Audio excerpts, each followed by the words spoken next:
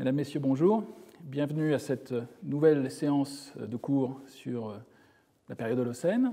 Cette semaine, je vais encore vous parler de l'évolution du niveau de la mer pendant cette période, mais en mentionnant en particulier des événements singuliers qui ont eu lieu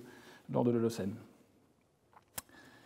La semaine dernière, vous avez précisé un petit peu les différentes reconstitutions du niveau de la mer pendant cette période, les derniers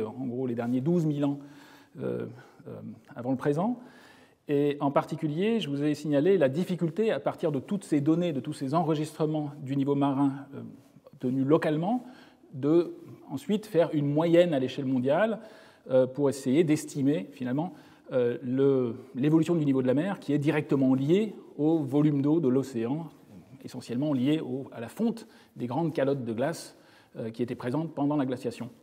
Pendant la dernière glaciation. Donc ici, encore une fois, une planche que j'ai déjà montrée lors du dernier cours, qui résume un petit peu les choses, qui montre en fait les différentes estimations, qui compile les différentes informations de façon assez complexe, parce qu'il faut tenir compte de la modélisation et de la déformation de la Terre au cours de cette période post-glaciaire. Donc il y a plusieurs reconstitutions, mais qui donnent finalement le même message, une évolution du niveau de la mer depuis 12 000 ans, qui part d'un niveau assez bas. On était à peu près à mi-chemin de cette déglaciation mondiale vers moins 50, moins 60 mètres, et une évolution pendant la première moitié de la période Holocène, jusqu'à pratiquement 6000 ans, une évolution assez rapide, avec des estimations qui sont au premier ordre en accord, mais si l'on regarde un peu les détails, on voit finalement une dispersion de ces reconstitutions, ici pratiquement une vingtaine de mètres, ce qui représente quand même 3 fois la masse du Groenland au point de vue masse d'eau. Donc ces désaccords, encore une fois, qui existent à l'heure actuelle entre ces différentes reconstitutions sont à la fois montrent en fait qu'il y a encore beaucoup de travail à réaliser pour essayer d'estimer au mieux les fluctuations eustatiques pendant cette période, et surtout une constante de toutes ces reconstitutions, le fait que pendant la première moitié de cette période Holocène, eh bien, le niveau de la mer était en moyenne beaucoup plus bas que l'actuel. Alors je vous ai signalé aussi le fait que, et on le voit très bien justement sur cette compilation, sur cette planche de conclusion que je vous ai montrée la semaine dernière, on voit essentiellement que pour les derniers 6000 ans, il n'y a pas accord parfait entre les différentes reconstitutions, en particulier certaines montrent que le niveau de la mer était atteint à partir de 6000 ans, alors que d'autres présentent, il faudrait faire un zoom ici, un niveau de la mer qui était effectivement plus bas, de plusieurs mètres, ce qui est tout à fait significatif. Donc une fonte, apparemment, pour certains auteurs, des calottes de glace existantes à l'époque, c'est-à-dire pour la deuxième partie, la deuxième moitié de la période Holocène, il faut avoir en tête qu'il n'y avait plus que les calottes de glace actuelles, c'est-à-dire le Groenland et surtout l'Antarctique avec sa masse, et que donc cette évolution du niveau marin de plusieurs mètres pendant la période Holocène, elle est peut-être, probablement, liée à une fonte partielle de l'Antarctique, en particulier de l'Antarctique de l'Ouest.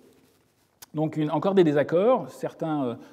pensent qu'il y a effectivement un niveau de la mer qui était atteint à 6000 ans, un niveau marin actuel qui était atteint il y a 6000 ans, alors que d'autres pensent, à partir des mêmes outils, des mêmes données de base, des reconstitutions locales de niveau de la mer et de la modélisation géophysique, une convergence, mais encore une fois, des désaccords aussi sur certains aspects qui sont tout à fait significatifs. Alors, donc cette semaine, j'ai décidé de vous parler plus précisément de certaines conséquences régionales et locales qui sont tout à fait intéressantes et qui ont des répercussions importantes à la fois en climatologie et aussi sur les premières sociétés, les premières populations humaines, comme nous le verrons. Alors, il faut imaginer effectivement que pendant cette première moitié de la période Holocène, eh bien, il y avait encore des calottes résiduelles qui étaient situées essentiellement sur le continent nord-américain, cette fameuse calotte de la Laurentide. Ici, vous avez une vue qui représente de façon imagée la situation, l'épaisseur et l'extension en fait, de cette calotte de la Laurentide il y a à peu près 13 000 ans, c'est-à-dire un millénaire avant le début de l'Holocène, qui débute, comme on l'a vu, il y a 11 600 ans avant le présent.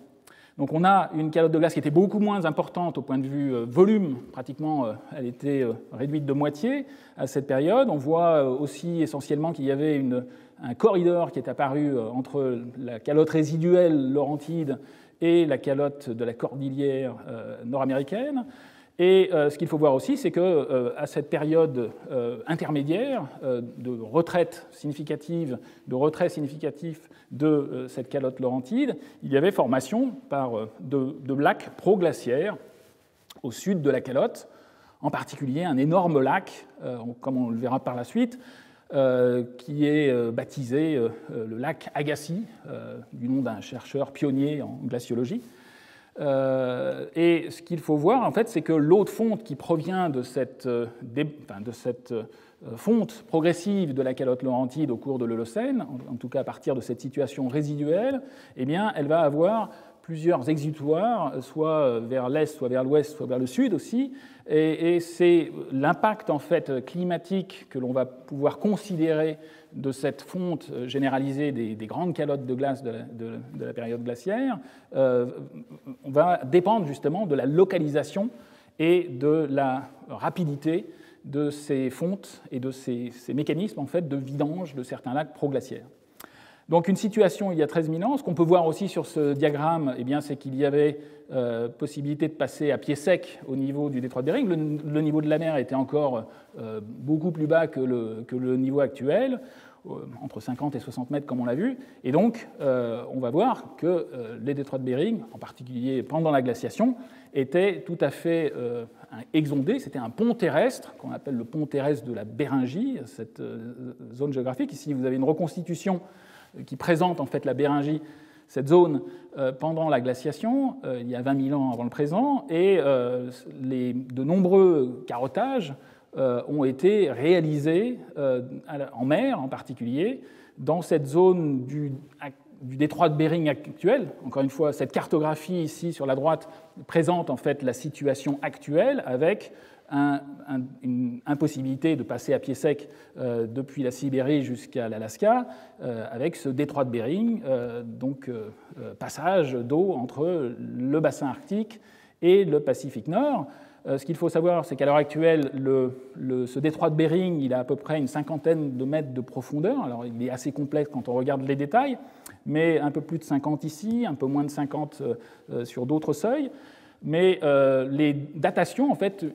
à partir de ces informations des différents carottages qui ont été réalisés et de nombreuses autres études de la littérature, montrent qu'en fait, l'inondation, enfin, ou l'ouverture du détroit de Bering date à peu près d'il y a 11 000 ans avant le présent, c'est-à-dire au tout début de l'Holocène. On est pratiquement aux 600 ans après le début de l'Holocène. Alors ces datations qui ont été réalisées dans des carottages où on peut voir, on peut suivre en faisant la stratigraphie précise et avec des datations précises, on peut suivre effectivement la zone de transition entre une sédimentation terrestre et une sédimentation marine. Eh bien, ces différents travaux ont été compilés par des auteurs, en particulier l'étude que je viens de reprendre par Jacobson, qui compile en fait différentes données, à la fois les données nouvelles qu'ils ont pu réaliser, qui montrent en fait un passage, enfin une ouverture du détroit de Bering vers 11 000 ans avant le présent, d'autres données qui prédatent, qui sont des données de sédimentation terrestre qui logiquement doivent prédater cette formation du détroit de Bering, et d'autres informations, en particulier de la littérature, notamment des datations sur des mollusques qui étaient présents uniquement dans le Pacifique Nord et que l'on a retrouvé après l'ouverture du détroit de Bering jusque dans l'Arctique canadien. Alors là, il y a certains désaccords justement apparents. Il y a certains travaux qui ont été publiés qui montrent en fait que l'apparition de ces mollusques nord-pacifiques jusque dans l'Arctique canadien, ce sont des espèces précises, on ne va pas rentrer dans les détails, on pourrait, mais seraient datées de 13 000 ans, ce qui, pour certains auteurs, montrerait en fait que le détroit de Bering était ouvert, au moins partiellement, enfin, avec une tranche d'eau suffisante pour qu'il y ait passage, au moins de larves de ces mollusques en particulier, qui expliquerait la présence assez rapide, assez précoce de ces mollusques dans l'Arctique canadien, alors qu'ils étaient pendant la glaciation, uniquement restreint au Pacifique Nord. Donc ce diagramme compile un petit peu les choses, montre en fait que selon cette dernière étude, la datation, je dirais, la plus fiable de cette ouverture du détroit de Bering, c'est plutôt 11 000, mais il y a des données qui montrent un peu d'incertitude, ou au moins qui signalent une certaine complexité de la chose. Alors il est intéressant de représenter de façon très basique le détroit de Bering avec sa profondeur actuelle, un peu plus de 50 mètres, sur une courbe de niveau de la mer générale. Alors, je vous ai montré les différentes reconstitutions qui existent, qui ne sont pas forcément en accord. Il est aussi intéressant de prendre une des courbes les plus importantes et les mieux documentées, et en particulier celle que nous avons reconstituée pour les niveaux post-glaciaires de Tahiti, qui est représentée sur ce diagramme en fonction du temps. Depuis 20 000 ans, la période glaciaire où le niveau de la mer était à peu près à 120 mètres plus bas que l'actuel, jusqu'à la période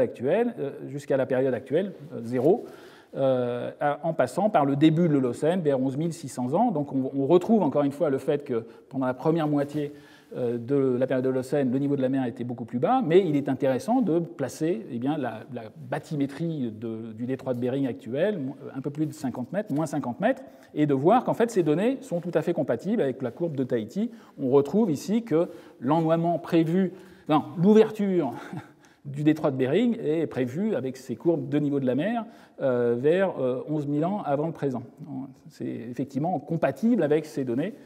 mais par contre incompatible avec apparemment ces données qui montreraient une ouverture beaucoup plus précoce, ou au moins un passage entre le Pacifique Nord et l'Arctique beaucoup plus précoce, vers 13 000 ans. Vers 13 000 ans, eh bien, quand on reprend juste la courbe de Tahiti, le niveau de la mer était bien plus bas, et donc bien plus bas que le détroit de Bering. Ici, on est à moins 70 mètres, donc avec une totale impossibilité de passage entre les deux bassins. Alors, les choses sont assez compliquées lorsqu'on regarde les détails, en particulier si l'on prend plusieurs courbes du niveau de la mer, les courbes les plus complètes sur le niveau de la mer régional. Ici, je vous ai représenté, tiré d'un travail encore plus récent, une comparaison entre l'évolution du niveau de la mer pour une fenêtre temporelle entre 14 000 et 9 000 ans avant le présent. Donc là, il s'agit d'un zoom par rapport au diagramme précédent. Ici, les choses évoluent entre moins 30 mètres, entre moins 30 mètres jusqu'à moins 80 mètres par rapport au niveau actuel, plus bas que le niveau actuel. Ce qui est représenté, en fait, ce sont encore une fois les données obtenues à Tahiti, ce sont les données qui sont représentées en rouge. Bon, il faut imaginer que chaque point représente dans des carottages des coraux qui ont été datés avec des méthodes particulières de l'uranium-thorium qui permet d'avoir des âges justes et précis. Et ce que j'ai représenté en plus sur ce diagramme, ce sont d'autres données obtenues dans les Caraïbes pour l'île de la Barbade. Alors c'est des travaux essentiellement réalisés par des collègues américains, mais nous y avons aussi participé avec des datations uranium-thorium sur les coraux de la Barbade. Et globalement, à l'heure actuelle, il y a une petite controverse, je dirais, sur l'évolution, en particulier au tout début de l'Holocène, pour la Barbade, qui semble indiquer en fait une accélération du niveau de la mer. Quand on reprend les données de la Barbade qui sont représentées ici en vert, donc ce sont les carrés verts, on voit une évolution qui est parallèle, qui est équivalente au point pour Tahiti, mais ici une accélération vers 11 300, 11 200 ans avant le présent, donc tout à fait au début de l'Holocène. Cette accélération, en fait, avec une évolution du niveau de la mer qui présente une marche, eh bien, elle est appelée dans la littérature le Meltwater Pulse 1b. Peu importe, ce qu'il faut remarquer, c'est que les choses, si l'on prend en compte ces données de la Barbade telles qu'elles ont été publiées jusqu'alors, eh bien, on serait obligé d'avancer cette ouverture du détroit de Bering en considérant uniquement ces données, avec, encore une fois, la bathymétrie actuelle du détroit de Bering. On verrait que si l'on suit uniquement la courbe de la Barbade, eh bien, ça vieillirait un petit peu, de quelques siècles, cette ouverture du détroit de Bering avec les pointillés que j'indique ici. Donc on est à moins 50 mètres, à peu près vers 11 300 ans avant le présent, ce qui est un peu plus vieux que ce que l'on a directement à partir des données de Tahiti. Alors ce qui ce qui est fondamental, c'est qu'il y a aussi une controverse en fait, sur la validité des données, et en particulier de certaines corrections. Alors, je ne vais pas entrer dans les détails sur ce que nous avons réalisé pour reconstituer les niveaux de la mer à la fois à Tahiti et à la Barbade, mais il y a une certaine incertitude en fait, sur les données de la Barbade qui sont liées au fait que la Barbade est située dans une zone tectoniquement active et on est obligé de faire des corrections liées à la tectonique, au taux de surrection de l'île de la Barbade. Et donc, suivant le taux de correction qui est appliqué dans les calculs, on pourrait très bien tomber sur les données de la Barbade corrigées avec un autre facteur correctif qui, elles, serait totalement en accord, ce sont les triangles bleus, totalement en accord avec les données de Tahiti qui redonneraient, dans ce cas-là, effectivement, une ouverture du détroit de Bering vers 11 000 ans. Donc, encore une fois, une petite incertitude, entre 11 300 et 11 000 ans pour cette ouverture du détroit de Bering, mais en tout cas, en tout état de cause, pas 13 000 ans et absolument pas de possibilité au-delà de 13 000 ans. Alors, comme nous l'avons vu la semaine dernière, je vous ai montré en fait que l'évolution du niveau de la mer, eh bien, c'est quelque chose de compliqué. C'est-à-dire qu'on peut effectivement reconstituer une évolution du niveau marin à partir de carottages pour certaines zones géographiques, mais que, encore, si l'on veut ensuite considérer et comparer les différentes courbes de niveau de la mer les unes avec les autres, il faut en fait tenir compte du fait que la Terre s'est remise en forme. C'est ce qu'on appelle le réajustement glacio-hydro-isostatique, dont il faut tenir compte avec des modélisations. Alors, c'est ce qui a été fait justement au niveau du détroit de Bering par un groupe qui est spécialisé justement dans la modélisation de ce réajustement post-glaciaire. Donc, je vous montre justement tiré d'un travail très récent, des essais de modélisation pour la période qui nous intéresse, pour la petite fenêtre temporelle entre 14 000 et 10 000 ans avant le présent. Donc là, il s'agit d'un zoom. Alors, le diagramme est inversé au point de vue direction de la flèche temporelle. Ici, ça va de droite à gauche. 14 000 ans jusqu'à 10 500 ans ici. Et la bathymétrie est indiquée ici avec, encore une fois, la profondeur actuelle du détroit de Bering vers moins 53 mètres. Donc, ce que les reconstitutions qui tiennent compte à la fois de toutes les courbes de niveau de la mer reconstituées pour tous les différents traits de côte et la géométrie des calottes de glace pour en tenir compte dans les calculs de rebond isostatique post-glaciaire, eh bien, il est possible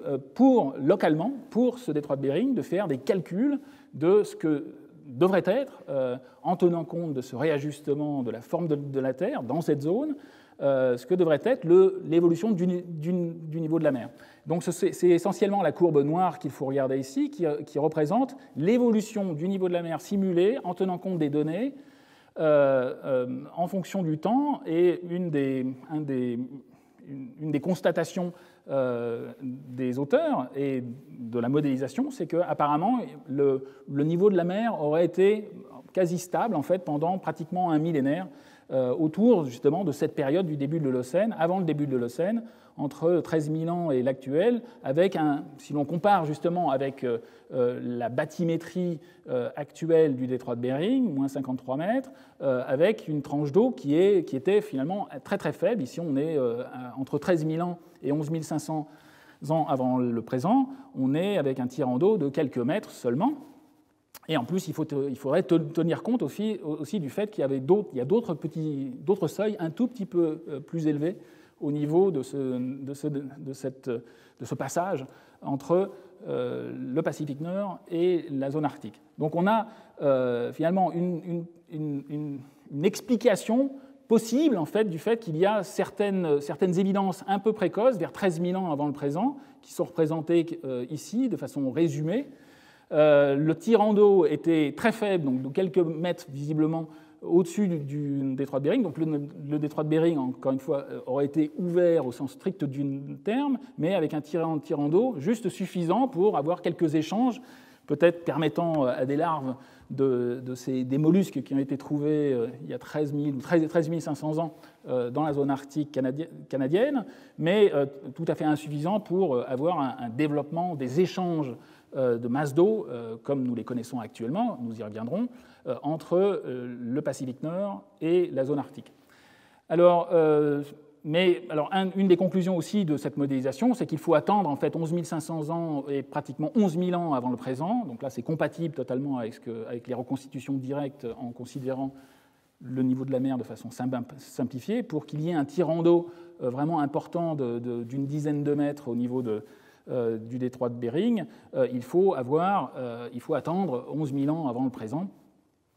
Donc une compatibilité, une explication apparemment possible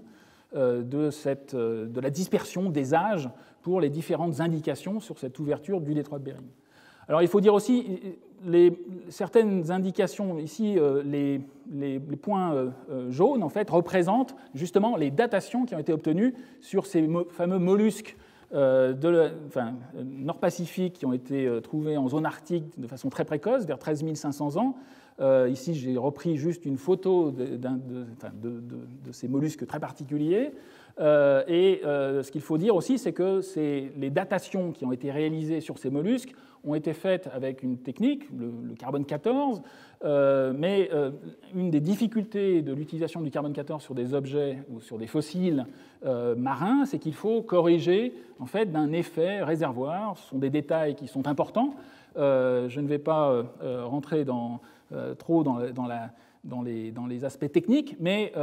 la chose qui me paraît importante, c'est que les auteurs responsables de cette étude, qui trouvent une datation très précoce, 13 500 jusqu'à 13 000, ont complètement oublié de tenir compte du fait que l'âge réservoir dans cette zone était très probablement beaucoup plus important pendant la période post-glaciaire que pour l'actuel. Les corrections qui ont été effectuées ne tiennent pas compte de cet effet, et donc très probablement, en fait, ils ont oublié de corriger de pratiquement 500, enfin, au moins un demi-millénaire, voire un millénaire. Il faudrait bouger en fait ces points vers la gauche de pratiquement 500 à 1000 ans, ce qui les rendrait totalement compatibles avec à la fois la modélisation et les données que l'on a obtenues sur d'autres considérations sur le niveau marin. Voilà, donc c'est de la science qui est effectivement en train de se faire avec des corrections qui probablement vont intervenir dans les prochaines années. Alors, l'importance en fait de cette ouverture du détroit de Bering, on la reverra lorsqu'on considérera aussi les impacts sur les populations humaines, mais il faut aussi mentionner le fait que cette ouverture a aussi un impact important, comme on va le voir, sur les transports et les échanges d'eau entre l'océan Arctique et l'océan Atlantique. Ici, vous avez une vue en fait, qui récapitule le bilan moderne des transports d'eau de l'océan Arctique. Alors, toutes les flèches qui représentent justement, pour l'actuel, les différents flux, soit les flux entrants, soit les flux sortants. Il y a des flux sortants de la zone arctique. Tous ces flux sont exprimés en millions de mètres cubes par seconde, donc en sphère Drup. Et ce qu'il faut voir, c'est qu'il y a une compensation entre les flux entrants et les flux sortants, mais qu'à l'heure actuelle, il y a pratiquement 0,6 millions de mètres cubes par seconde qui entrent au niveau, qui passent du Pacifique vers la zone arctique. Donc c'est de l'eau qui est assez peu salée et qui envahit en permanence l'océan Arctique et qui a donc une conséquence en fait sur le bilan hydrique et en particulier les salinités de la zone arctique et donc par voie de conséquence aussi sur la salinité et les bilans hydriques au niveau de l'Atlantique Nord parce que comme vous le voyez sur ce diagramme on voit très nettement que au moins pour l'actuel il y a des échanges très importants, 5 millions de mètres cubes par seconde dans un sens compensés par 5 millions dans l'autre sens. Ce sont donc ces différentes flèches rouges qui récapitulent les courants les échanges liés aux courants de surface et aux échanges entre les différents bassins. Les flèches bleues en fait, représentent aussi des courants profonds, exprimés aussi en millions de mètres cubes par seconde. Ce qu'il faut avoir bien en tête, c'est que cette zone de l'Atlantique Nord est aussi une zone très importante au point de vue de la convection, des échanges entre la surface de l'océan et les zones beaucoup plus profondes. Il y a en fait des zones de convection qui sont en fait importantes au niveau climatique à l'échelle mondiale. En fait, les différents bassins océaniques sont interconnectés les uns aux autres, en particulier par ce que l'on appelle de façon commune la circulation thermohaline globale, qui est représentée de façon très imagée par un tapis roulant avec des flux de surface et des flux en profondeur, en particulier en Atlantique, sur ce diagramme. Une vue beaucoup plus exacte et donc plus complexe vous est représentée ici, mais globalement, ce qu'il faut voir, c'est qu'il y a en permanence donc, une plongée d'eau profonde en Atlantique Nord, qui est liée à une advection de masse d'eau. Alors là, quand on parle de masse d'eau, il s'agit de flux qui sont très importants. On parle d'une quinzaine de millions de mètres cubes par seconde qui, en permanence, vont être amenés vers le nord. Donc il s'agit d'eau relativement chaude et salée vers le nord et qui va ensuite plonger, essentiellement liée à des phénomènes de refroidissement, donc plonger en profondeur et alimenter l'océan profond. Donc c'est une chaîne qui, en plus, a des conséquences importantes au point de vue climatique, parce qu'en même temps qu'il y a apport d'eau relativement salée des tropiques vers la zone nord-atlantique, il y a un transport de chaleur qui correspond à 1 pétawatt en permanence, donc 10 puissance 15 watts en permanence, transporté par ces masses d'eau actuellement. Donc on a bien conscience que si l'on perturbe la salinité et les bilans hydriques en fait, en Atlantique Nord, en particulier s'il y a un apport d'eau douce ou d'eau moins salée, en particulier par les échanges entre le Pacifique, la zone arctique et l'Atlantique Nord, eh bien, ça va avoir des conséquences sur cette circulation thermohaline. Et en particulier, il est quasi certain que le flux d'eau du Pacifique via l'Arctique, il a probablement en fait freiné, il a agi comme un frein sur cette circulation thermohaline qui est très sensible au flux d'eau peu salée, parce que, effectivement, pour qu'il y ait convection profonde, il faut que la densité soit suffisamment importante. Donc, dès que l'on diminue la salinité des masses d'eau dans cette zone, il va y avoir, ça a tendance plutôt à freiner et à diminuer les taux de convection. Alors, ce sont des choses qui peuvent se modéliser. C'est effectivement ce qui a été fait par certains chercheurs, modélisateurs, qui ont utilisé des modèles couplés océan-atmosphère et qui ont, de façon artificielle dans le calcul, fermé ou ouvert le détroit de Bering et qui ont pu justement calculer l'effet, en tout cas prévu par la modélisation, de l'effet climatique sur les températures de surface atmosphérique liées à cette ouverture ou fermeture du détroit de Bering. Alors là, le calcul est un peu malheureux. Cette planche, en fait, représente un calcul, une anomalie de température pour la situation fermée, avec un détroit de Bering fermé, moins la cartographie des mêmes températures pour un détroit de Bering ouvert. Donc, en fait, il faudrait inverser complètement tout le diagramme, faire la différence dans l'autre sens, mais ce qui explique en fait que ce qu'on en attend là pour l'ouverture du détroit de Bering, eh bien, c'est effectivement un refroidissement, mais quand on fait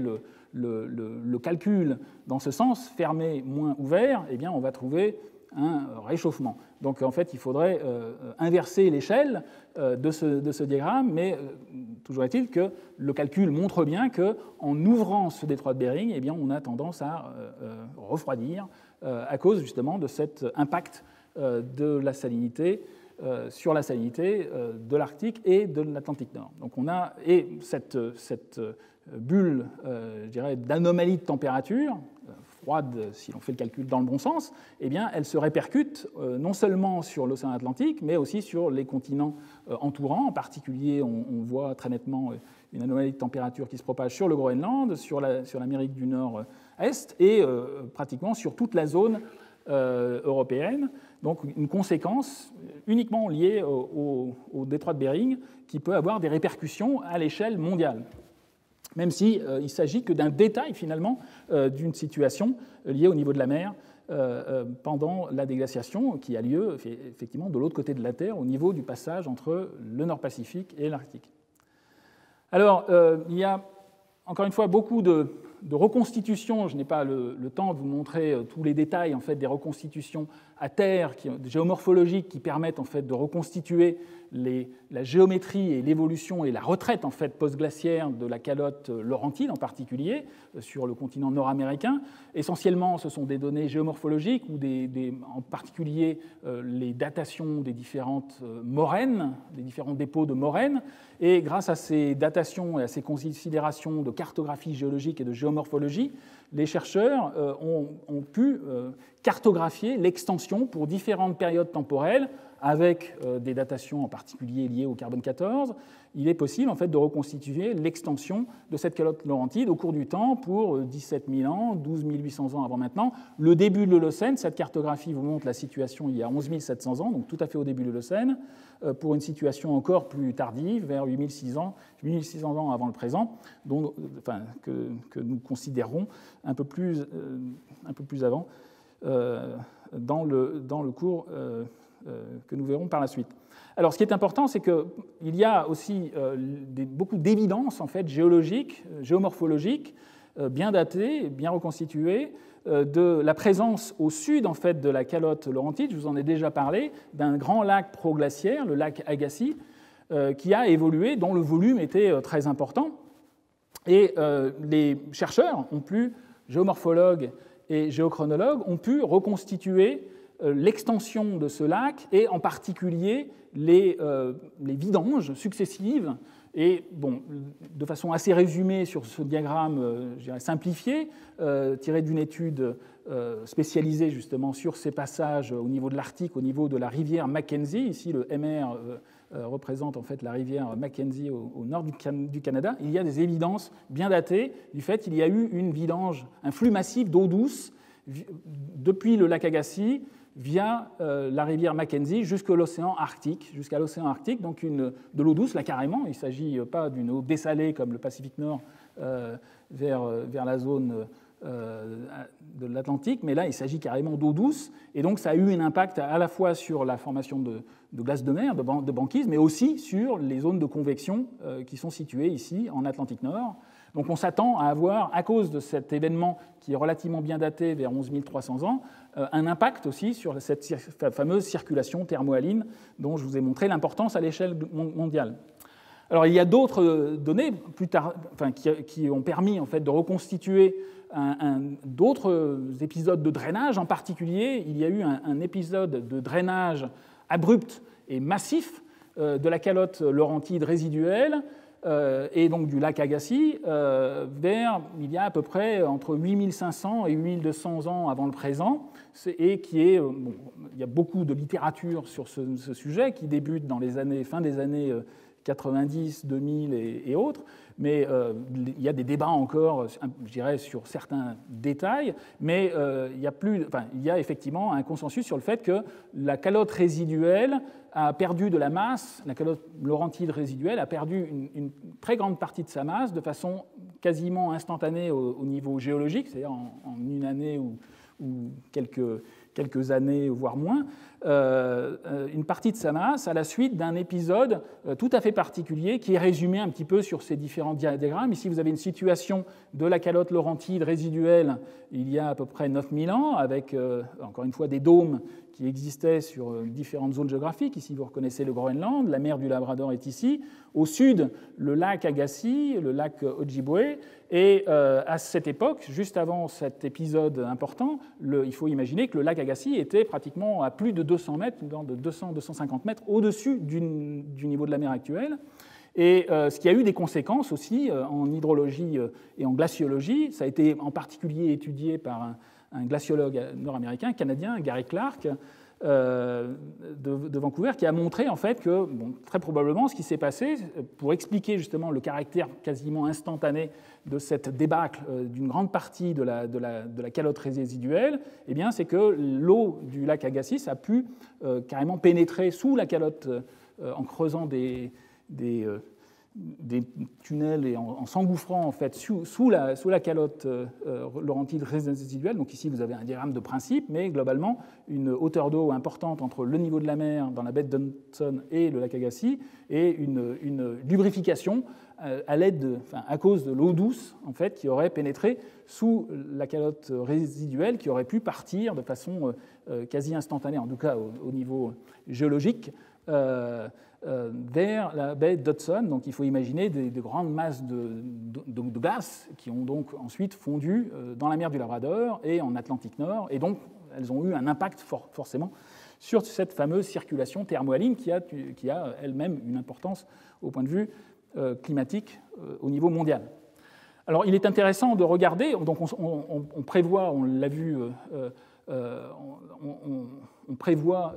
avec la modélisation que cet impact va avoir aussi des répercussions sur les températures sur les continents environnants, en particulier au niveau du Groenland. Donc il est intéressant de reprendre notamment un des diagrammes que je vous avais montré sur les reconstitutions les plus récentes des changements de température au Groenland à partir des carottes de glace du sommet du Groenland. Ici, vous avez un diagramme que j'avais déjà montré qui représente les anomalies de température depuis 12 000 ans, donc le début de l'Holocène, à haute résolution à partir des isotopes de l'argon et de l'azote, et à partir aussi d'un autre thermomètre historique, mais qui est moins fiable que ces isotopes de l'argon et de l'azote, qui est le rapport 18 eau sur 16 eau de la glace, avec des fluctuations, notamment des fluctuations de température tout à fait significatives. On pourrait déplier l'enregistrement pour montrer qu'il y a beaucoup de données dans ces enregistrements, avec des oscillations qu'on appelle les oscillations préboréales. Ici, il y en a deux. Il y en a une ici, une autre là, vers 11 500, 11 300, qui pourraient correspondre justement aux événements que l'on a vus, à la fois l'événement de vidange vers l'Arctique à 11 300 ans. On a vu aussi que c'est aussi la période 11 000 ans ou un peu plus. C'est aussi la période d'ouverture du détroit de Bering. Donc on a plusieurs évidences aussi de changements pendant cette période, mais on voit aussi surtout un effet probable vers 8200 ans avant le présent et peut-être aussi un peu avant de l'impact probable de la débâcle finale de cette calotte laurentide avec cet événement tout à fait singulier de débâcle de la calotte résiduelle, donc que l'on va revoir et qui probablement explique ces changements de température relativement abrupts qui durent que quelques siècles. Sur ce diagramme. Alors il est intéressant d'aller voir aussi en Atlantique l'impact de cet événement qui est baptisé de façon pas très poétique. C'est l'événement pour les scientifiques, c'est l'événement du 8.2K. Donc cet événement froid de 8.2K, il a été regardé, il a été considéré et étudié dans des enregistrements en particulier en Atlantique Nord. Ici, c'est une compilation qui vous présente différents enregistrements entre 9000 ans et 7000 ans avant le présent. Donc il s'agit d'un zoom d'une fenêtre temporelle relativement brève, avec plusieurs enregistrements. Donc on retrouve ici les enregistrements de la température au Groenland, avec un refroidissement assez conséquent, ici de plusieurs degrés Celsius dans l'enregistrement de température, des températures obtenues pour l'Atlantique Nord avec des baisses de température qui correspondent à cette période. Alors il y a des fluctuations un peu avant, mais on a vu qu'il y avait une autre oscillation aussi. Et encore une fois, la datation exacte du phénomène est encore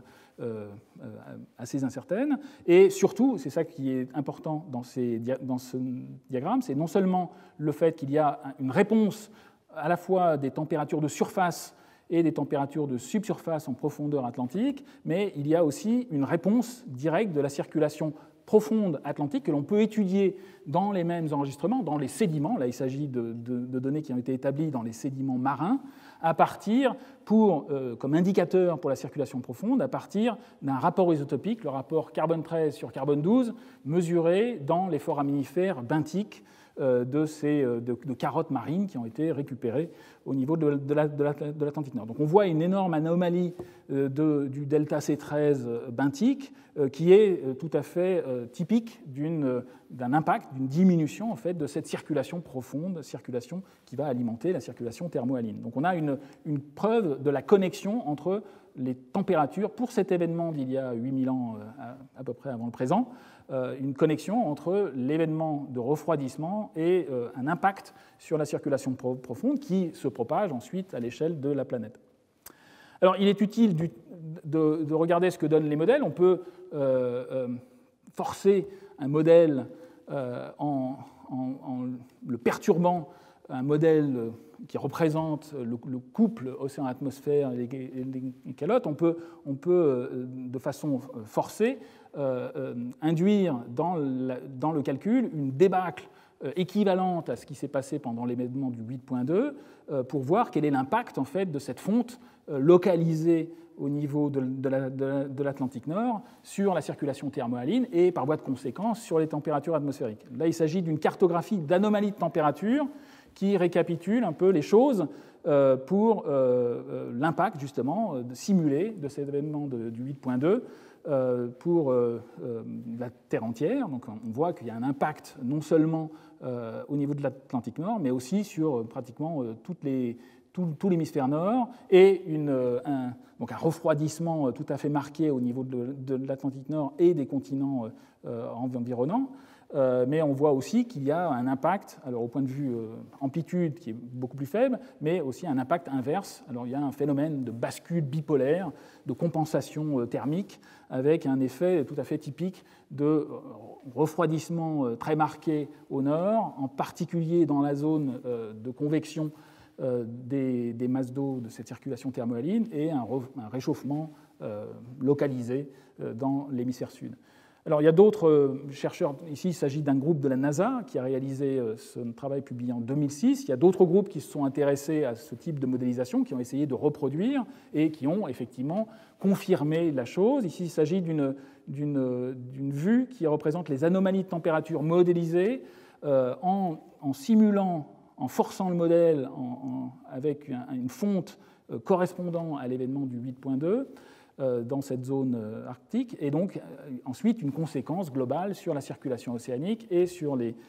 températures atmosphériques. Ici, il s'agit d'une compilation et d'une moyenne de 4 simulations de modèles couplés océan-atmosphère, mais qui globalement donnent le même message, c'est-à-dire un refroidissement important dans la zone nord et de façon beaucoup plus localisée et avec une amplitude plus faible, un réchauffement par bascule bipolaire. Donc une confirmation, en tout cas par modélisation, du mécanisme et de l'impact de cet événement du 8.2 sur le climat de la Terre. Alors il est important aussi pour l'instant je ne vous ai parlé que des impacts de cette fonte résiduelle et de certains événements singuliers pendant la retraite de la calotte laurentide, qui était située sur le Canada, essentiellement. Eh bien, il est intéressant aussi de considérer l'autre grande calotte de la dernière glaciation, la calotte phénoscandienne. Nous en avons parlé lors du précédent cours. Et il est aussi possible, en faisant de la géomorphologie, de reconstituer la retraite post-glaciaire de cette calotte phénoscandienne. En particulier, ici, vous avez un diagramme de principe qui vous montre qu'il y a différentes évidences géomorphologiques qu'on peut retrouver sur le terrain, des moraines frontales au sens strict, et puis d'autres figures morainiques, enfin de sédimentation liées aux glaciers en recul, qui ont des noms qui dépendent de la géométrie et du mode de formation, mais globalement, ce sont des figures de sédimentologie que l'on peut retrouver sur le terrain et que l'on peut cartographier et dater. C'est ce qui a été fait par les collègues scandinaves qui ont cartographié en Norvège, en Suède et en Finlande toutes ces évidences géomorphologiques qui sont représentées ici et qui les ont datées avec différentes techniques. Ici, vous avez un même diagramme qui représente les évidences géochronologiques, à la fois avec des datations classiques au radiocarbone avec les points en vert. Les points en rouge représentent une autre technique, j'en avais parlé brièvement la semaine dernière, où l'on peut, des techniques qui permettent en fait de calculer, de mesurer les durées d'exposition après retrait de la calotte glaciaire, durée d'exposition au rayonnement cosmique des roches mises à nu par la retraite glaciaire. Eh bien, ces roches vont être exposées au rayonnement cosmique, et ce rayonnement cosmique va générer des isotopes que l'on appelle des isotopes cosmogéniques que l'on va pouvoir mesurer. Il s'agit en particulier du beryllium 10, du chlore 36 ou même du C14, un autre une autre contribution au carbone 14. Donc il est possible, à partir de ces données de géomorphologie et de géochronologie, de faire des reconstitutions au cours du temps de l'extension de la calotte de glace phénoscandienne. C'est ce qui est indiqué ici. Vous avez un diagramme qui représente, avec, ici c'est exprimé en milliers d'années, donc on part de l'extension maximale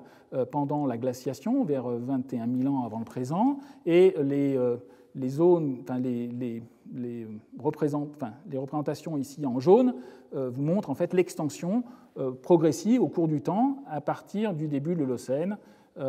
Il est intéressant, on peut avec ce type de représentation, donc il faut imaginer qu'elles sont basées en fait à la fois sur les aspects de géomorphologie et de géochronologie, il est possible aussi de faire un film, finalement, de reconstituer de façon imagée, progressive, la retraite post-glaciaire de la calotte phénoscandienne, comme je vous le montre ici, tiré d'un travail récent de compilation de ces différentes données. Donc on démarre le calcul, cette retraite post-glaciaire il y a 22 000 ans, avec une retraite progressive, 21 000 ans, 20 000 ans, et très rapidement, donc on va voir que cette calotte se réduit finalement à peau de chagrin au début de l'Holocène, ici le début de l'Holocène, et ensuite on va voir cette calotte résiduelle disparaître pratiquement il y a 10 000 ans. Donc le calcul se termine ici à pratiquement 10 000 ans, il n'y avait plus de calotte phénoscandienne à cette époque. Alors, de façon similaire à ce que nous avons vu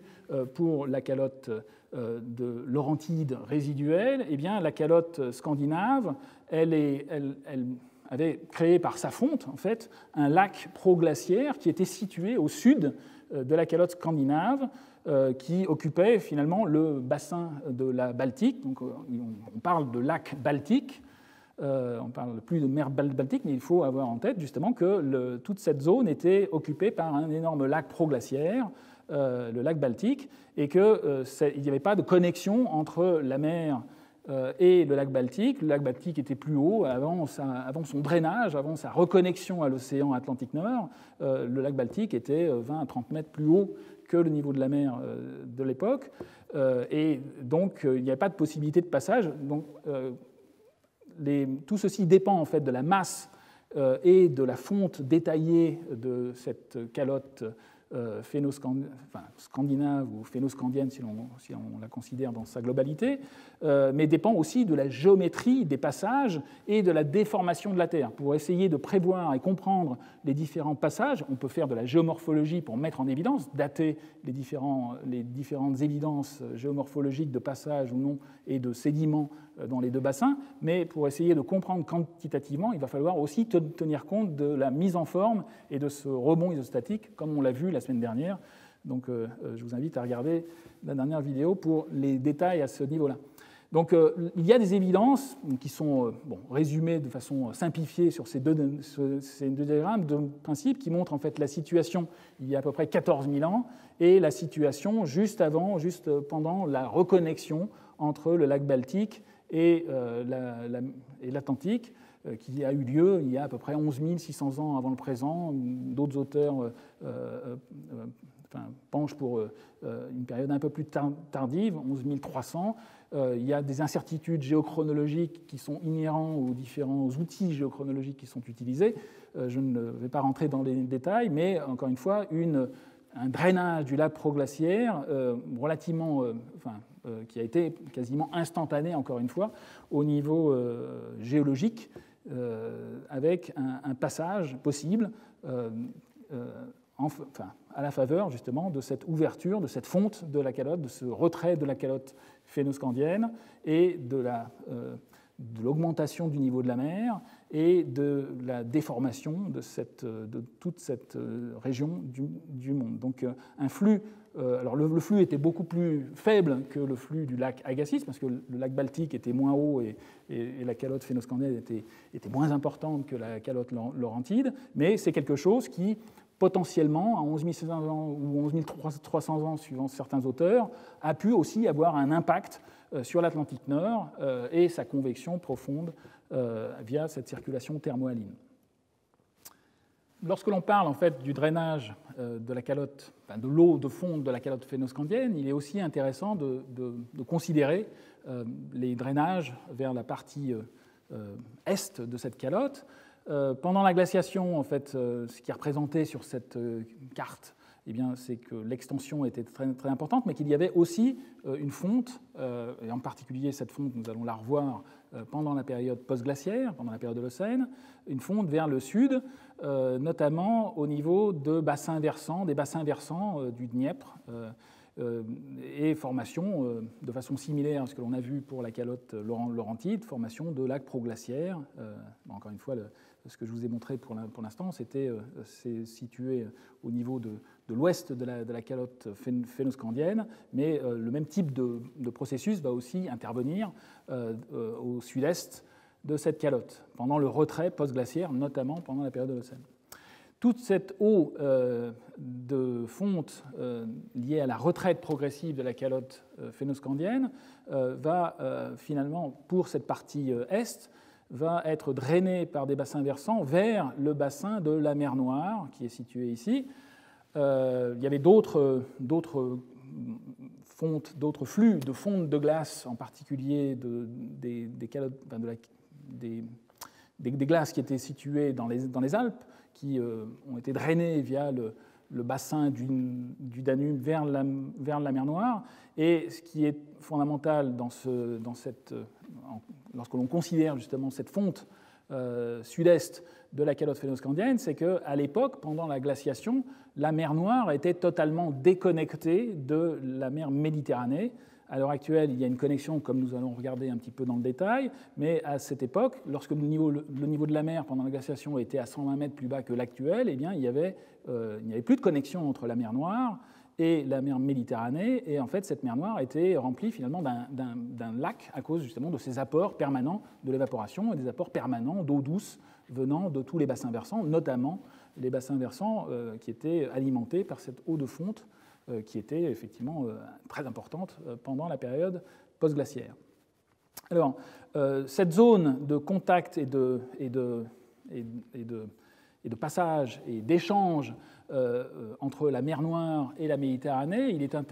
important, si on veut comprendre en fait les choses et ce qui s'est passé pendant la période post-glaciaire au début de l'Holocène, il est important de regarder un petit peu en détail ces échanges pour la période actuelle. Ici, il s'agit donc, encore une fois, on retrouve cette carte, la mer Noire est ici, la Méditerranée est là, et les échanges entre la mer Noire et le bassin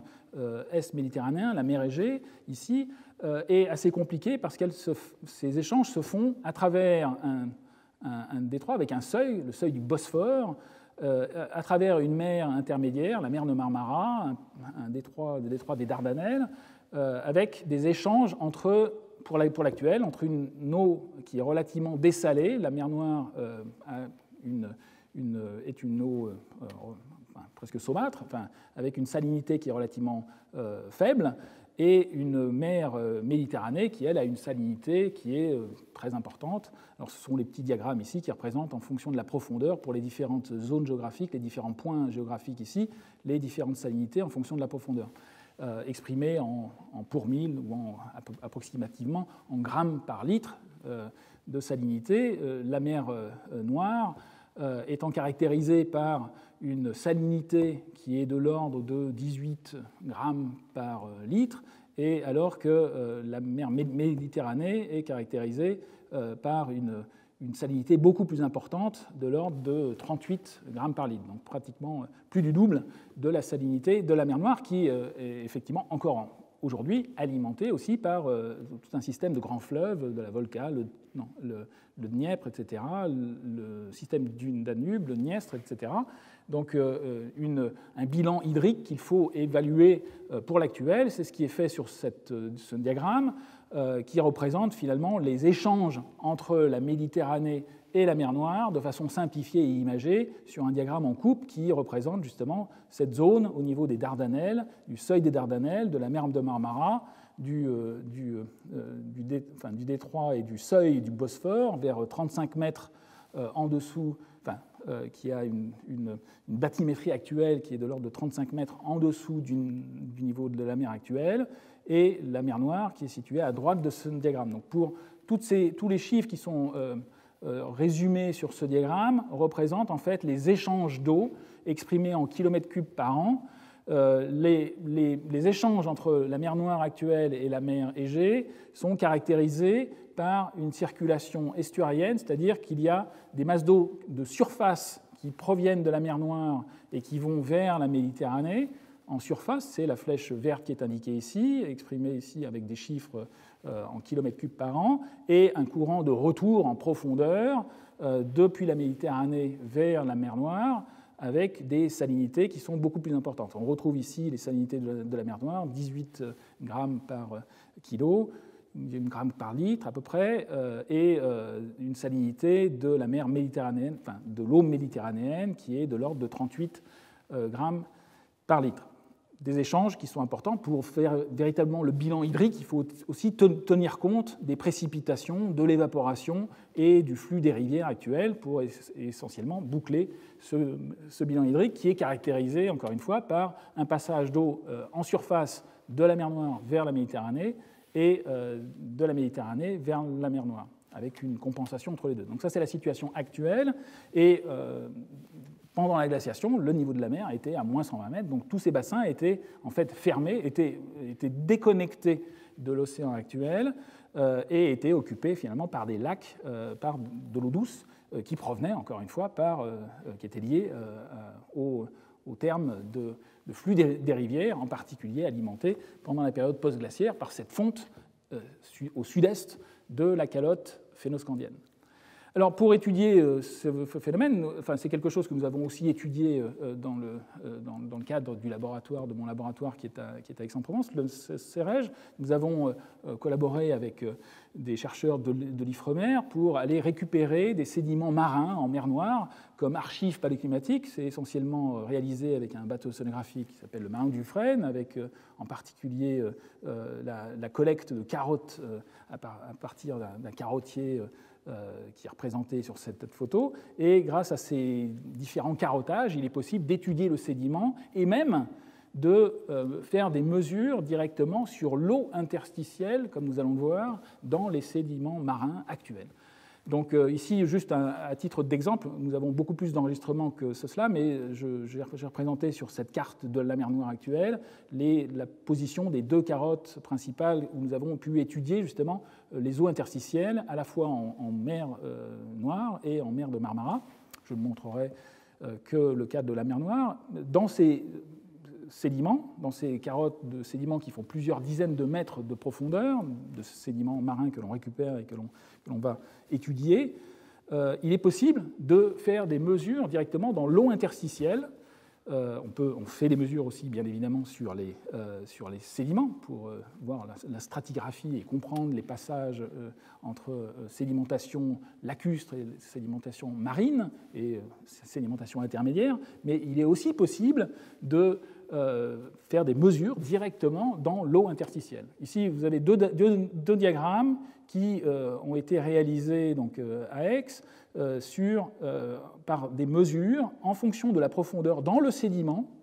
sur l'eau interstitielle de deux indicateurs qui nous servent justement pour reconstituer les bilans hydriques. D'une part, le rapport isotopique O18 sur O16, mais de façon plus imagée encore, la salinité. Il est possible de carrément mesurer la salinité dans cette eau interstitielle, exprimée ici en pour mille, de façon approximative en grammes par litre. On voit qu'en surface, au niveau de l'interface entre l'océan, entre la mer Noire, entre la masse d'eau et le sédiment de surface, on a effectivement une composition qui correspond à la salinité du bassin profond de mer Noire, ici de l'ordre de 22 pour 1000. Et par contre, en profondeur, à pratiquement 40 mètres de profondeur, on trouve de l'eau quasiment douce. Donc on retrouve finalement l'eau du lac de mer Noire qui existait pendant la glaciation, on la retrouve à des profondeurs de plus de 30 mètres vers 40 mètres de profondeur. Donc ici, il s'agit des mesures et un profil qui a été extrapolé, qui est modélisé parce qu'encore une fois, les mesures qui ont été réalisées montrent un profil qui est lié à la diffusion. Et cette diffusion, encore une fois, et advection, elle n'a pas effacé le fait, il n'y a pas de profil d'équilibre, c'est-à-dire que les masses d'eau salées, relativement salées de la mer Noire actuelle, de l'ordre de 22 pour 1000, n'ont pas envahi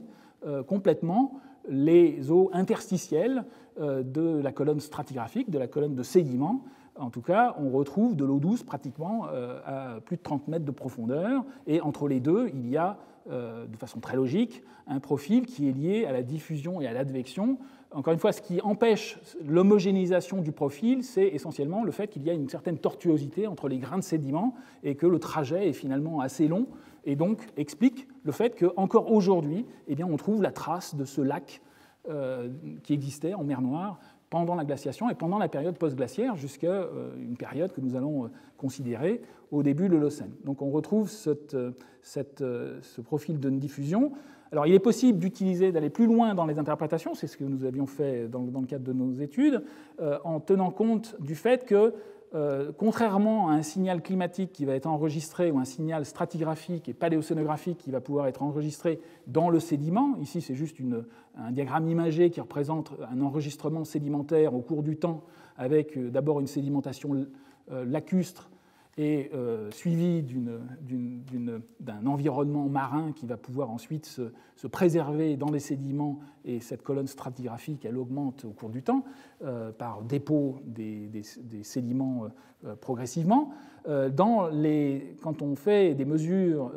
et quand on considère l'enregistrement dans les eaux interstitielles, même s'il y a de façon abrupte, de façon très rapide, un remplacement de l'eau douce par de l'eau salée, qui elle est représentée ici dans ce diagramme par une couleur rouge, ensuite il y aura une diffusion et advection,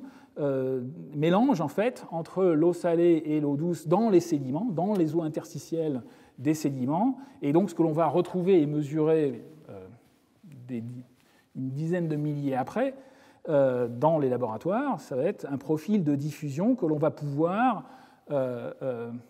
étudier, et à l'aide de modèles mathématiques qui tiennent compte justement de ces processus d'advection et de zone diffusion, on va pouvoir remonter au profil que l'on aurait dû observer s'il n'y avait pas ces aspects de diffusion et d'advection des fluides dans les eaux interstitielles. Donc c'est quelque chose que, je n'entrerai pas dans les détails, mais c'est quelque chose qui peut être étudié, mais un des résultats, je dirais, au premier rang qui est très impressionnant, quand on y pense, c'est qu'il est effectivement possible de retrouver l'eau du lac de mer Noire directement en profondeur dans les eaux interstitielles. Donc nous avons, en particulier avec des collègues du laboratoire et de l'Ifremer, réalisé ces études, essentiellement aussi en connexion avec une des théories qui a été proposée assez récemment, il y a maintenant c'est pratiquement 20 ans, une théorie qui a été proposée par deux chercheurs américains, Bill Ryan et Walter Pittman, qui ont proposé le fait que l'ennoiement de la mer Noire à cause de cette remontée du niveau de la mer post-glaciaire et de cette reconnexion du bassin de mer Noire avec la Méditerranée a été quasiment instantané en termes géologiques, avec une rupture finalement du seuil du Bosphore et un flux d'eau catastrophique, un déluge avec une hauteur d'eau pratiquement de l'ordre d'une centaine de mètres qui aurait été à l'origine, c'est ça qui est écrit dans le livre que Bill Ryan et Walter Pittman ont écrit en 2000, dont le titre est tout à fait éloquent. Leur théorie, c'est que les évidences géologiques montrent que cet événement a été d'ennoiement. Donc là, il s'agit exactement du contraire. Pour l'instant, je vous ai montré le lac Agassiz qui se déversait, la vidange vers l'Atlantique, la vidange du lac Baltique vers l'Atlantique. Là, il s'agit du phénomène inverse, un ennoiement de la mer Noire ou une inondation de la mer Noire venant de la Méditerranée à cause de cette remontée post-glaciaire. Et l'hypothèse qui a été proposée, puis encore une fois qui est documentée à la fois dans ce livre et dans des revues scientifiques, est que c'est ce qui expliquerait, au moins pour ces auteurs, les légendes du déluge qui ont été que l'on voit dans différentes sociétés humaines du préhistorique ou proto-historique. Donc c'est quelque chose qui a des conséquences, donc la géologie a des conséquences apparemment importantes, et c'est quelque chose, encore une fois, qu'on peut étudier scientifiquement de façon un peu similaire à ce que nous avions considéré pour le passage, l'ouverture du détroit de Bering. On peut considérer justement l'évolution du niveau de la mer, notamment en prenant une courbe, notamment cette courbe de remontée post-glaciaire à Tahiti, qui est probablement la mieux documentée sur toute cette transition, sur toute cette période depuis le maximum glaciaire jusqu'à l'actuel, en considérant notamment la position, la bathymétrie actuelle du Bosphore, je vous l'ai dit, vers moins 35 mètres. Nous l'avons vu sur le diagramme précédent où je vous ai présenté les échanges entre les différents bassins. Donc le seuil actuel du Bosphore est à moins 35 mètres. Donc lorsque l'on considère cette profondeur et que l'on considère l'évolution du niveau de la mer générale, vue à travers une courbe particulière, mais qui encore une fois est similaire, comme nous l'avons vu la semaine dernière, finalement aux reconstitutions globales qui ont une certaine incertitude, eh bien on prédit que cette reconnexion entre la mer Noire et la Méditerranée, avec un flux d'eau important, a eu lieu à peu près il y a 10 000 ans avant le présent. Ça, c'est vraiment, je dirais, le premier ordre, les considérations de premier ordre. Il est important d'aller plus loin, comme nous allons le voir dans ces estimations,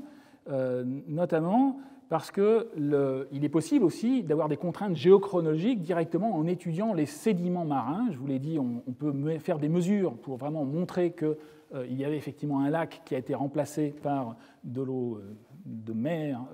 venant de la Méditerranée. Donc on a l'évidence de cette eau douce en profondeur dans les eaux interstitielles, mais pour vraiment reconstituer la chronologie fine, l'inversion par modélisation des profils de salinité en particulier, même si la salinité est probablement l'outil le plus parfait pour regarder justement cette reconnexion entre la mer Méditerranée et la mer Noire. Malheureusement, comme le profil de diffusion doit être inversé, il y a en fait des incertitudes sur les paramètres, notamment sur l'influence de l'advection, qui font que la chronologie est difficile à établir avec ces profils établis sur l'eau interstitielle, et en fait il est plus simple et aussi tout à fait complémentaire d'essayer de reconstituer cette chronologie de l'invasion de la mer Noire à partir de sédiments marins. Alors ici vous avez une compilation que nous avons publiée en 2011 qui représente différents points, différentes carottes qui ont été utilisées. Dans toutes ces carottes, il faut imaginer donc des sédiments qui ont été étudiés. En particulier, il est possible de faire des mesures au niveau du passage entre sédiments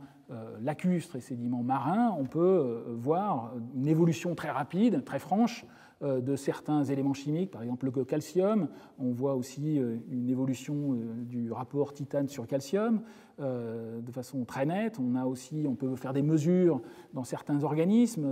des restes carbonatés d'ostracode, faire des mesures de certains rapports élémentaires. Donc toutes ces informations nous permettent de documenter cette phase de transition, la première incursion marine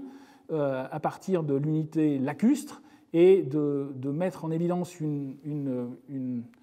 un passage, une phase de transition dans le sédiment. Ici, il s'agit d'une colonne stratigraphique pour une carotte particulière en mètres. Donc on a un diagramme qui représente les différents changements qui sont très nets dans le sédiment pour aller vers une sédimentation marine franche. Donc on peut étudier dans ces différentes carottes. Et lorsqu'on fait la compilation, notamment en tenant compte des datations essentiellement au radiocarbone mesurées dans ces différents enregistrements, il est possible de tomber sur un âge inférieur à ce que je vous ai indiqué juste auparavant, avec juste des considérations bathymétriques sur le bassin et sur le seuil du Bosphore. On trouve un âge qui est beaucoup plus récent, qui est de l'ordre de 9000 ans, donc un millénaire plus récent que ce que j'avais indiqué uniquement en considérant la bathymétrie actuelle et une courbe de niveau de la mer qui est quasi globale. Alors il y a d'autres indicateurs encore plus fins qui permettent en fait d'étudier de façon très pointue l'intrusion d'eau marine dans la mer Noire, ou au moins la première incursion, parce qu'il y a encore une fois une phase transitionnelle. Il s'agit notamment du rapport des isotopes du strontium, car il y a une différence très nette. Encore une fois, je ne vais pas revenir sur les raisons de cette différence nette, mais il y a une différence très très nette entre la composition isotopique en strontium de l'eau de mer et la composition isotopique du strontium des rivières. C'est quelque chose qui est très bien étudié par les géologues et les géochimistes. Ici, vous avez un diagramme qui a été publié assez récemment, en fonction du temps, 14 000 ans jusqu'à l'actuel, donc essentiellement pour toute la période de l'Holocène, du rapport isotopique du strontium mesuré dans des coquilles et qui permettent en fait des datations et de reconstituer un enregistrement des rapports du strontium dans ces sédiments en fonction du temps et en fonction, bien évidemment, de ces rapports isotopiques. Donc on voit une évolution très très franche à partir de 9500 ans avant le présent, très abrupte. On peut étudier certains détails, déplier l'enregistrement, mais globalement, il s'agit d'enregistrements qui confirment ce que nous avions publié auparavant en 2011, une transition, une intrusion d'eau méditerranéenne précoce, un peu au-delà de 9000 ans, et un passage, je dirais, entre les deux environnements, lacustre et marin, vers 9000 ans avant le présent. Donc on peut retourner, revoir les enregistrements comme nous le considérerons. Un autre paramètre dans ces considérations, dans cette étude de l'ennoiement de la mer Noire, est de savoir quel était le niveau du lac de la mer Noire juste avant cette reconnexion. Donc, encore une fois, je vous ai dit que l'hypothèse qui avait été proposée, qui est fondée sur certaines évidences géologiques en 2000 par Ryan et Pitman, était, et encore une fois avec ses conséquences humaines sur les légendes du déluge, c'était que la hauteur d'eau de ces chutes d'eau au niveau du Bosphore aurait été de carrément une centaine de mètres, parce que le niveau du lac, selon ces auteurs, était très bas, 100 mètres par rapport à l'actuel, moins 100 mètres par rapport à l'actuel. En fait, il y a eu des données beaucoup plus récentes qui ont été étudiées dans plusieurs zones de mer Noire, notamment au niveau du delta du Danube en Roumanie. Ici, vous avez une carte en fait, d'un détail qui montre en fait le delta du Danube, où ses collègues ont réalisé plusieurs carottages et ont pu étudier, réaliser une coupe stratigraphique de tout ce delta du Danube et de matérialiser le passage entre la sédimentation lacustre et la sédimentation marine, enfin, la sédimentation de mer Noire actuelle, et de la cartographier et de la dater précisément et globalement et d'indiquer sa bathymétrie. Donc globalement, le message est qu'il y a des évidences qui nous indiquent que le lac de mer Noire était pratiquement à moins 30 mètres avant la reconnexion, donc il n'était pas à moins 100 mètres, ou voire plus, comme comme les hypothèses qui avaient été proposées au départ. Donc une bathymétrie avant la reconnexion qui était de l'ordre de moins 30 mètres. Donc en prenant en compte toutes ces informations, à la fois géochronologiques, de bathymétrie et de position des différents points, il est intéressant de reconsidérer les choses avec toujours cette courbe de Tahiti qui nous sert de support, mais encore une fois, on va voir que les choses sont nettement plus compliquées. Mais on peut encore une fois représenter le seuil actuel du Bosphore à moins 35 mètres. On a vu que ça nous donnait une reconnexion vers 10 000 ans. En fait, la reconnexion, elle est à 9 000 ans. Donc on voit qu'en fait, le seuil du Bosphore avant la reconnexion était en fait plus haut que le seuil du Bosphore actuel. Donc en fait, il y a eu, c'est ça aussi une des hypothèses de Ryan et Pitman, c'est qu'il y a des évidences en fait pour qu'il y ait eu une érosion très rapide d'un seuil du Bosphore qui était plus élevé que le seuil actuel, donc ici plusieurs dizaines de mètres au-dessus du seuil actuel, et donc une érosion très rapide de ce seuil du Bosphore à l'époque, vers 9000 ans avant le présent. Ce que j'ai représenté ici en gris, eh bien, c'est le niveau du lac de mer Noire avant cette reconnexion. Donc on voit qu'à la période de reconnexion, en tout cas si on utilise ce diagramme simplifié, on voit qu'il y avait effectivement une hauteur d'eau qui n'était pas négligeable, c'est-à-dire que lorsqu'il y a eu reconnexion, eh bien, le niveau de la mer était au-dessus du niveau du lac de mer Noire, mais encore une fois, la hauteur d'eau ici est bien inférieure aux 100 mètres qui étaient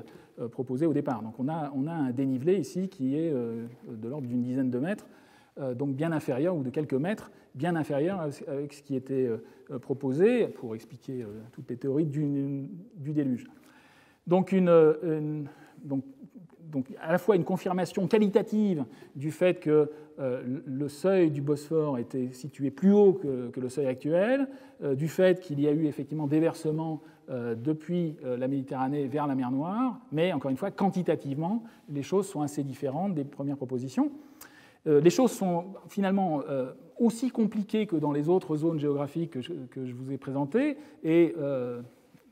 il faut aussi tenir compte de la remise en forme de la Terre, et à la fois globalement et localement. Et c'est ce qui a été fait effectivement par des modélisateurs, des géophysiciens qui ont, au même titre qu'ils l'ont fait pour le détroit de Bering, eh bien, ont refait le même type de calcul pour ce passage entre la Méditerranée et la mer Noire. Donc, au premier ordre, si le niveau du lac de mer Noire était équivalent avait été équivalent avec le niveau de la Méditerranée, et bien lorsque cette Méditerranée est montante à cause du niveau de la mer globale s'est reconnectée avec le lac mer Noire, il n'y aurait pas eu d'effet géophysique différentiel, il n'y aurait eu que des échanges, des transports de masse d'eau entre des masses d'eau dessalées, enfin même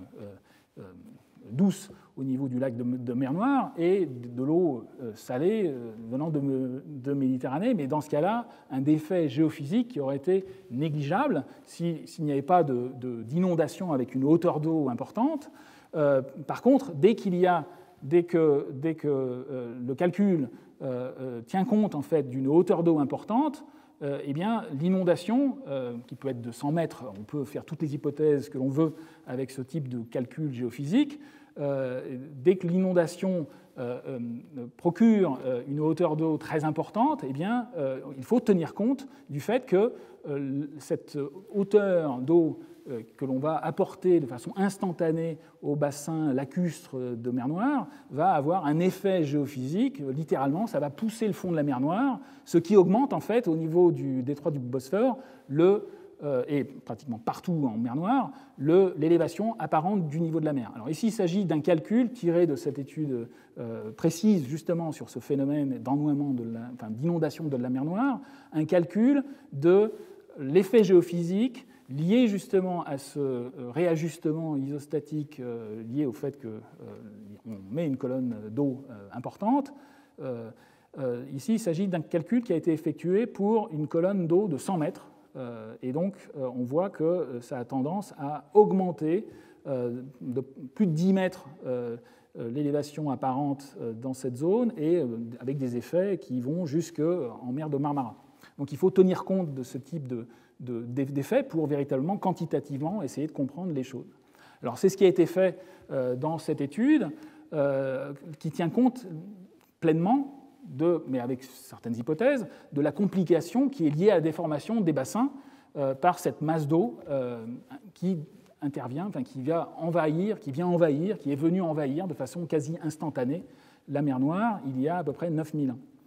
Donc avec la géophysique, avec le modèle géophysique, il est possible de faire plusieurs hypothèses. Les différentes courbes qui sont représentées ici représentent le niveau de la mer apparent localement au niveau du détroit du Bosphore en fonction du temps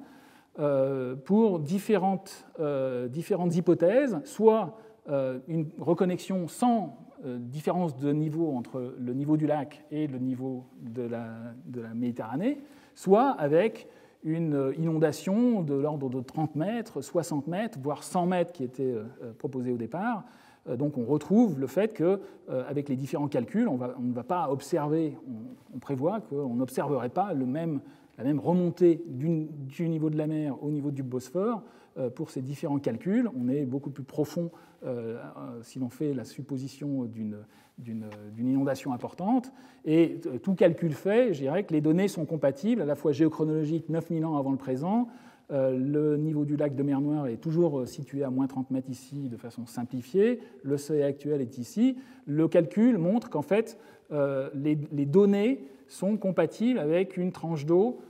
qui est de l'ordre de 20 mètres. C'est-à-dire qu'on prévoit avec ce type de calcul qu'il y a eu effectivement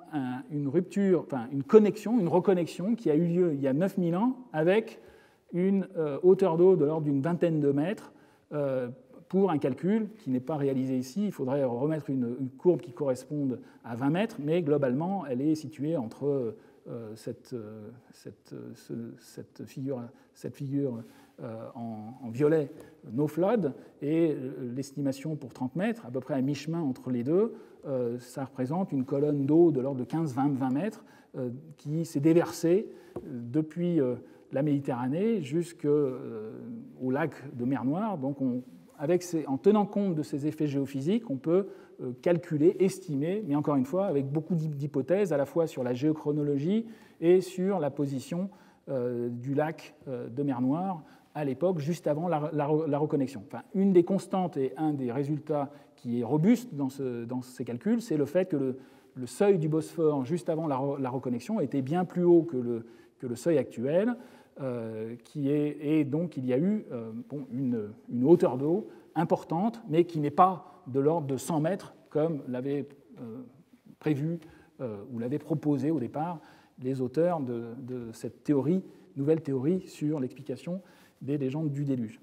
Voilà, donc des complications qui sont importantes et qui ont des répercussions à la fois aussi sur les légendes